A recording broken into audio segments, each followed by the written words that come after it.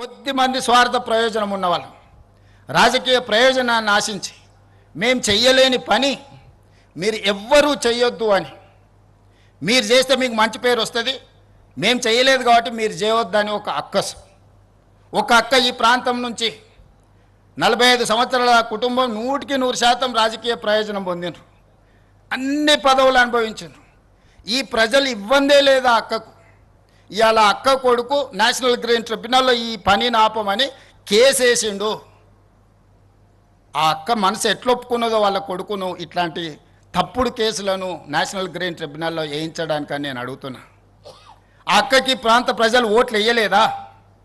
వాళ్ళ కుటుంబాన్ని ఆశీర్వదించలేదా?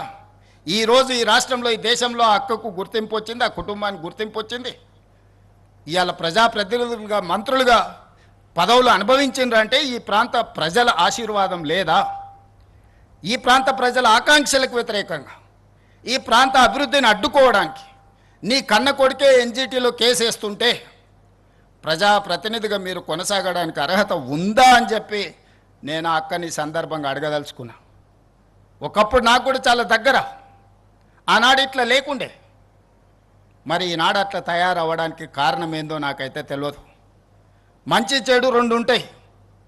మన సహవాస దోషం వల్ల మంచి వాళ్ళతో ఉంటే మంచిగా ఉంటాం, చెడు స్నేహం చేస్తే చెడిపోతారని పెద్దలు చెప్పారు. మంచి వాళ్ళని 10 రూపాయలు ఇచ్చి దగ్గరికి తెచ్చుకోవాలి, చెడు వాళ్ళు ఉంటే 10 రూపాయలు ఇచ్చి వాళ్ళ స్నేహాన్ని విడిపించుకోవాలని పెద్దలు చెప్పారు. ఈ చిన్న సూత్రం ఆ అక్కకు అర్థం కావడం లేదా అని నేను అడుగుతున్నా. అందుకే ఈ వేదిక మీద నుంచి అక్కగారికి సవినయంగా విజ్ఞప్తి చేస్తున్నా.